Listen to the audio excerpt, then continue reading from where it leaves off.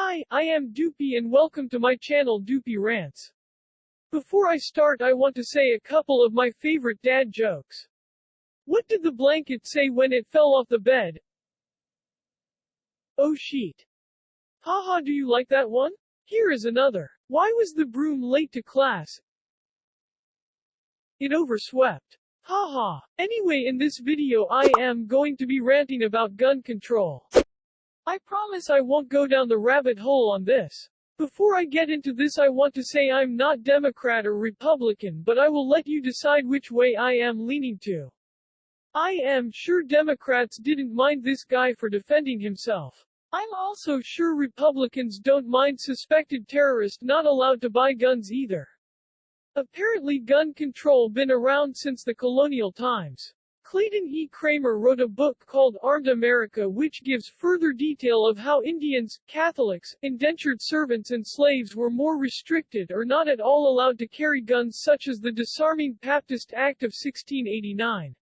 Why am I not surprised? So after America Revolutionary War guns were still restricted to certain individuals.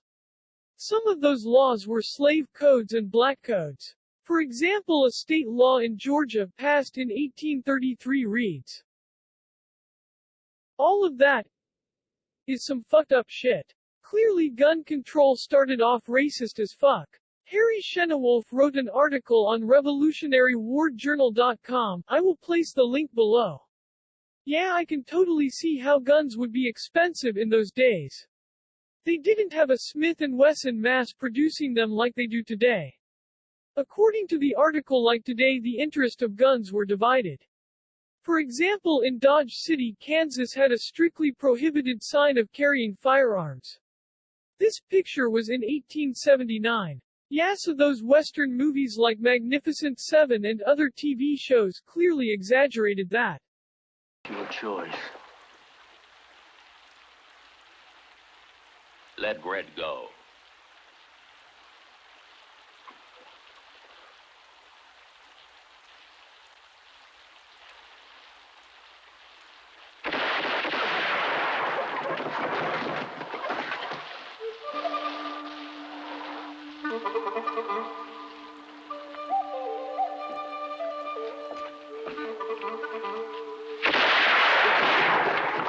Real quick, can someone who is watching this video could face the phone down for a minute?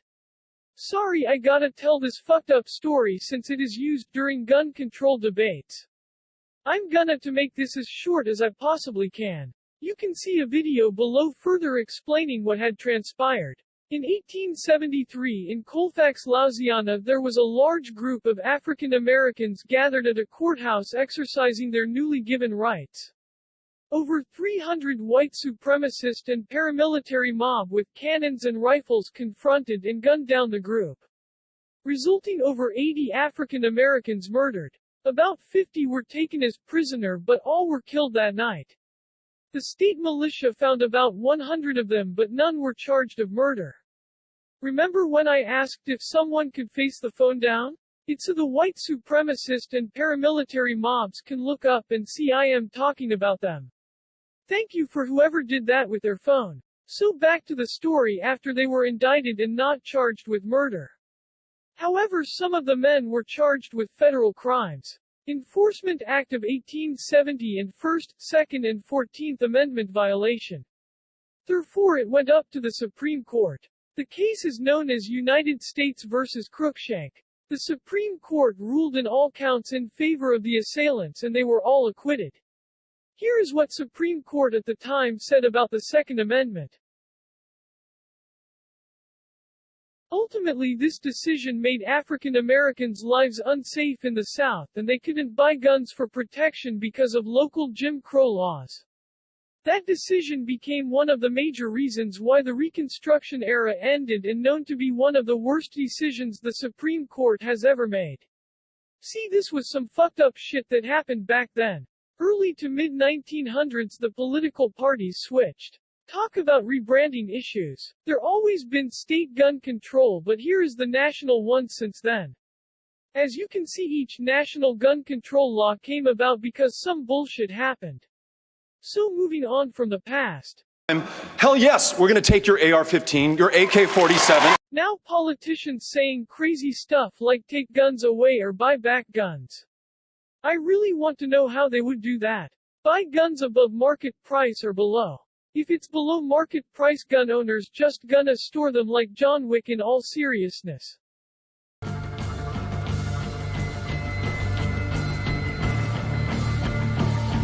Let's look at recent FBI crime reports. Here is a reports of weapons used for murder from 2016 to 2019. Like any statistic, there is a distinctive pattern. Rifles kills less people than non-firearms, but non-firearms are way lower than handguns. Where it says firearms type unknown is because the bullets from the crime are disintegrated or too badly damaged for positive identification. Hey, sounds like some crazy shit to me. I wonder if the unknown firearms also are part of the unsolved cases? If it is, that is scary and a lot. Anyway, about gun control, which is usually talked about when there is a mass shooting or an assassination. Mass shootings like what happened in schools, church, government installations and other public areas. Before I start, this makes me angry too. For fuck's sake, these are children. Is there anything sacred? A nonpartisan nonprofit research center called the Violent Project did a comprehensive research between 1966 to 2019 mass shootings. Here is their conclusion.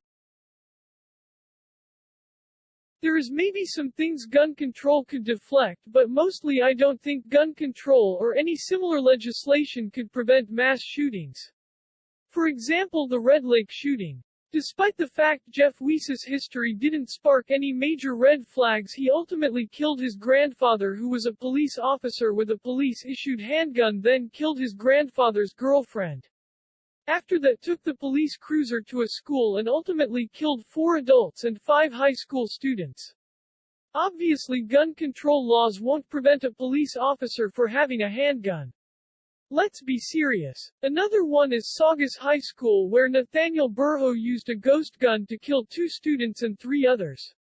By the way, this happened in California, which is known to have the strictest gun controls in the country. Ghost guns are guns that were either assembled from individual parts or the parts were made in some way like 3D printer. Also could be homemade by using some metal pipes and wood, which was the kind used to assassinate Japan's former prime minister in the middle of this year. This is crazy to me because Japan been known to have low gun violence since like forever. Stuff like this, I just don't know how any gun control legislation could prevent it. I don't think the government is going to regulate wood, plastic and metal. But let's say if there was a genie or Shazam-like character and he granted a wish that made all guns disappear. Would that stop mass murders? He wouldn't have harmed that many students with a knife! I'm sure a knife couldn't. Damn, what about? Okay, well fuck, that wouldn't do either. Seriously, what about? Okay, I fucking give up. So obviously this sounds like a turd sandwich with a side of shit-stained fries and cup of cesspool. Of course there is some myths that we have to dispel. Many Americans today says mental illness is the leading cause of gun violence, however there isn't any evidence of this. Shit, that totally makes sense to me. This has everything to do with our country. When you are guilty until proven innocent, it's just not supposed to be that way. Always I heard, you're innocent until proven guilty. I've heard this for so long, and it's such a beautiful phrase. I don't think any deranged person would seek help before doing something so devious and monstrous. Not only that, a person would have to admit they have mental problems first, and mass shooters probably feels justified for their actions. National Alliance of Mental Illness didn't find any link between mass shooters and mental illness. Also, there are a lot of children and adults that have mental illness. Whether they are mild to severe, yet most or any of them don't commit the crime. Another myth is all gun shows require background checks. Well, most do, but not all of them. Federal gun laws doesn't prevent people who has domestic violence on their record. Well, actually, federal gun laws do have that. Lastly, mass shootings doesn't happen in gun-free zones. Well, according to this research it has. Personally, I would like to see more research that links each mass shooting to non-gun free zones than gun-free zones. But I have some solutions. Before I say it, I want to say no solution is the grand impeccable answer. You could have steel doors with alarm system and all. However, that doesn't mean your house won't be robbed. Just the chances is lower, and that makes all the difference. Unfortunately, we all can't be like Neo from the Matrix and just dodge bullets. Help!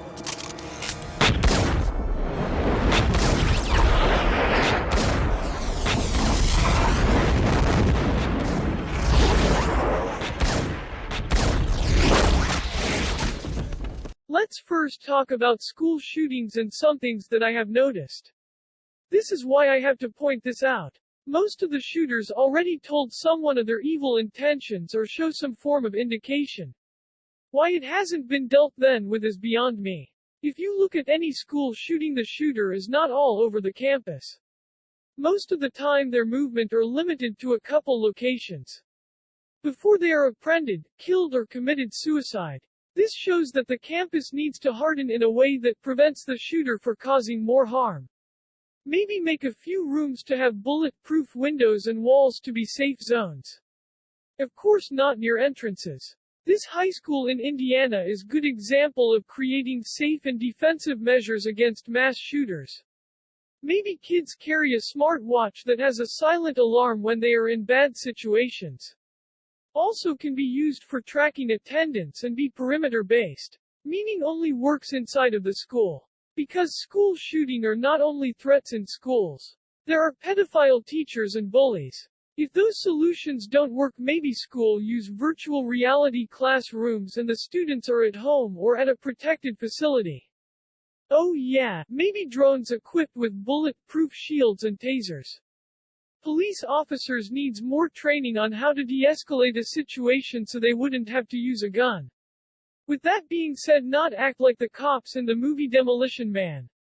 That is also bad. Also, more armed citizens appears to prevent an active shooter for claiming more innocent lives. The NICU database should be a mandatory database to update, meaning the rest of the states needs to fully participate. The map shouldn't look like this. When it comes to ensuring no criminal can get a gun, I'm just saying, when someone buys excessive amount of ammo and guns at one given time, then there should be a red flag that reported to local law enforcement. Lastly, if people finds anyone making threats or any bullshit, especially if it's about mass shootings, then they should contact their local law enforcement or regional FBI office. So all I'm saying is gun control was racist and wrong. With that being said, there should be gun control to preventing bad people like who had prior convictions or part of known terrorist groups. Also consider ghost guns exists, which further undermines current gun control laws. Therefore, best approach is hardened security and infrastructure to prevent other future incidents, while not preventing law-abiding citizens' access to guns. Also, the solutions I mentioned earlier would help too. Well, I don't want to beat a dead horse, so thank you for watching this video. Please like and subscribe to my channel. Hit the notification button so you can be notified when I post my next video. I do welcome all comments. Thank you and bye-bye. Oh yeah, wait, one more thing. What I don't understand is why detectives don't allow the suspects they question play their version of Family Feud.